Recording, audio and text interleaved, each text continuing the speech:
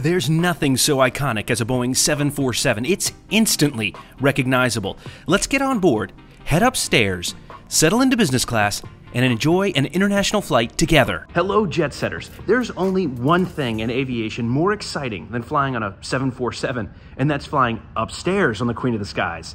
I'm Jeb Brooks from greenergrass.com, and I hope you'll join us as we do just that from here in Frankfurt over to New York's JFK. Today's trip takes us from Copenhagen to Frankfurt, an hour-long flight, and then onward from Frankfurt on the Queen of the Skies for nearly 8 hours to New York's JFK. All in, we'll cover 4,279 miles. In Copenhagen, we battled long lines characteristic of travel in summer 2022. From there, though, we picked up a short flight on board a Lufthansa A320neo to Frankfurt. Even this hour-long flight included a small snack in business class. On a flight this short in the US, you'd be lucky to get some water. After landing in Frankfurt, we made our way to our departing terminal. The secret to any successful transfer in Frankfurt is twofold. First, give yourself plenty of time. Second, always trust the signs. No question who the main player is here at Frankfurt. There's plenty of appealing shopping here, but we had a specific destination in mind. What is your first memory of a 747 flight? I think it was when I was in 8th grade. We flew from Washington Dulles to Paris on Air France. If you've flown on a 747, let me know in the comments, what's your first memory of flying on a 747? My first 747 flight was actually on board a KLM 747 from Amsterdam over to Hong Kong. I'll never forget that flight. It was so special. You see, we were on our way here to see some of Lufthansa's fleet of 747s.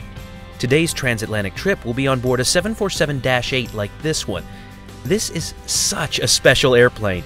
The 747 was the first jumbo jet, and its size changed the world by making it possible for even more people to travel more broadly than ever before.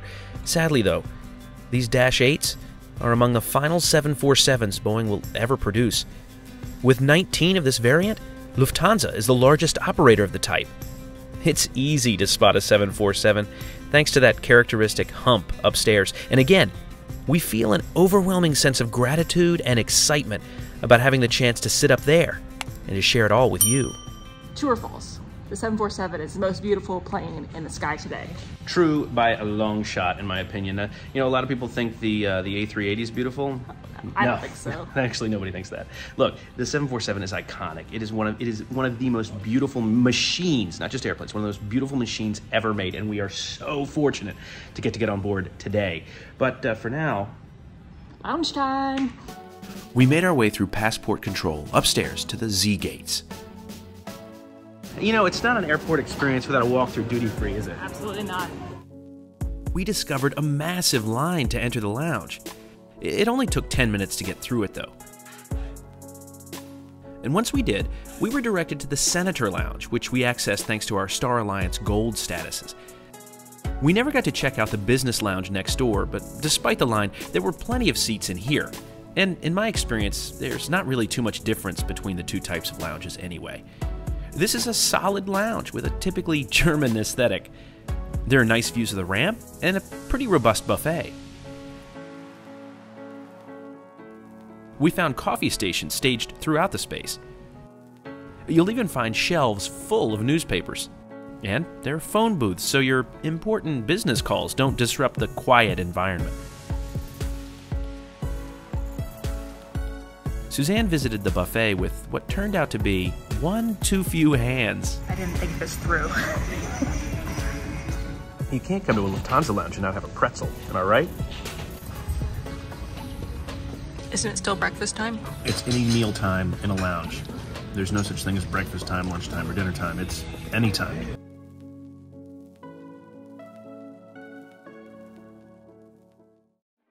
We left the lounge at 9:55, ahead of our scheduled 11 a.m. departure. Plenty of time, we thought. But we did not count on this mass of humanity at the final U.S. passport check. This requirement, unique to flights to the United States, requires passengers answer a few additional security questions before boarding. Despite the crowd, we did make it, but this line would force a delay. It took us 20 minutes to get through it ourselves. It's almost that time. You ready to walk up those stairs? I am so stoked. So stoked. Can't wait to take you with us. Nothing like it. We had no idea just how many stairs we'd be walking up.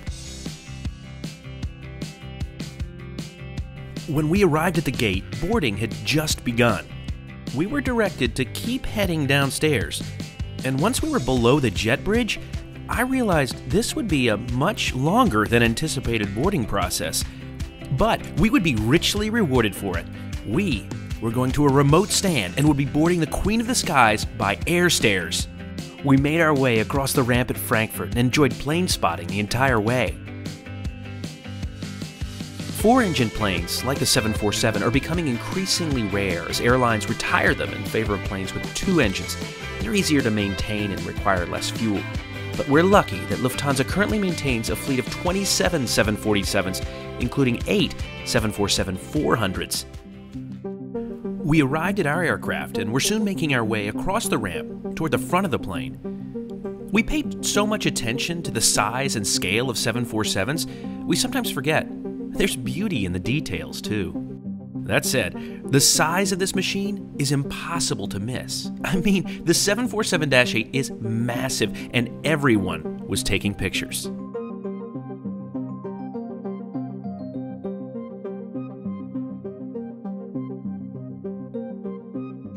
We knew we'd be upstairs, but not this many stairs. It's a lot of stairs. As I mentioned earlier, any flight is special.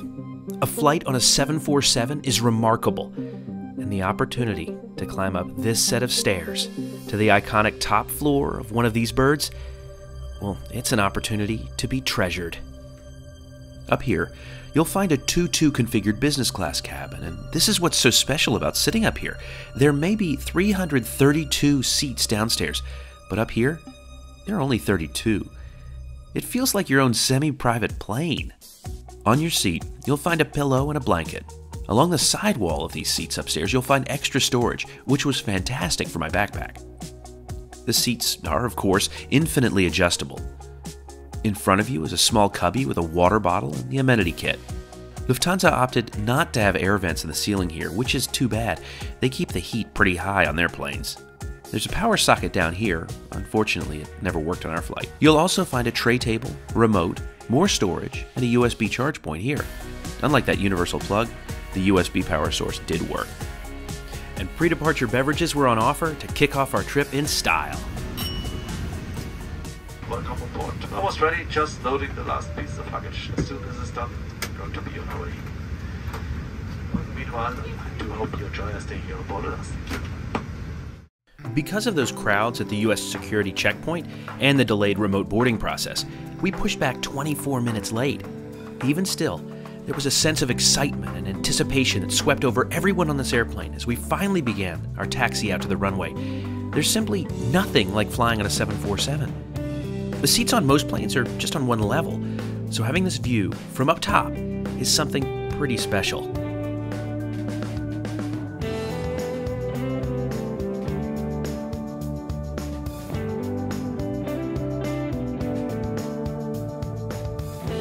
Our climb out of Frankfurt was just iconic. It was everything you'd imagine a Lufthansa 747 departure from one of their hubs to be.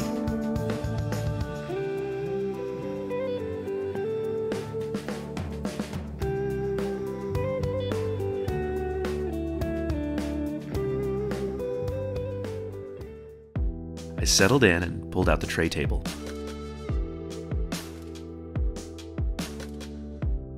The Lufthansa amenity kits are great because you'll be able to take the bag with you easily and use it in the future.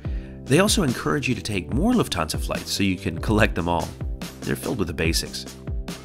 You'll find more amenities like eye shades and combs in the lavatories if you need them. The in-flight entertainment system is challenging. Even at its brightest setting and with the window shades drawn, it was difficult to see the screen. And when I used the touchscreen feature, it often caused the movies to just jump around. That said, please don't ever mistake criticism for a lack of gratitude. At the end of the day, we make these videos to help you decide whether you'd like to take a trip like this. And for us, and maybe you, this trip is about the airplane, not the IFE. Lunch began with drinks as we approached the English coastline. And while I check out James Bond, why don't you check out the menus? Lufthansa's food program was pretty nice at the time we flew. I began with a tuna tataki, which was very fresh and simple. Suzanne had the veal, which she enjoyed. And being up here in this smaller cabin upstairs really felt like our own semi-private plane. There were 2 flight attendants supporting the 32 passengers. Service was attentive during lunch. As we continued over the United Kingdom, our main course came. I chose the beef tenderloin, and it was perfectly cooked. Suzanne had the prawns, which she said was one of the best meals she's ever had in the sky. We planned to share just one dessert, but the friendly flight attendant insisted we try both. That was really nice of him.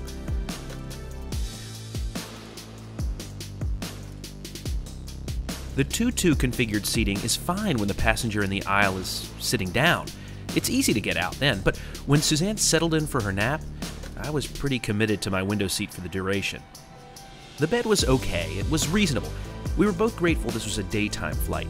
That said, Suzanne had no trouble grabbing a nap. As for me, I rarely, if ever, sleep on daytime flights, so getting out while she slept required a careful move that tested my skills as, I don't know, a gymnast or ballet dancer. Downstairs, business class seating is arranged in a 2-2-2 configuration, so solo travelers can book a seat in that middle section if they don't want to deal with a seatmate. About 90 minutes before landing, we were offered a pre-arrival meal. While I wanted the cold option, a salmon fillet, they'd run out, so we both got the eggplant parmesan. The flight attendant told us it tasted better than it looked, and you know what? He was right. I never would have selected this in a million years, but I'm really glad we ended up with it.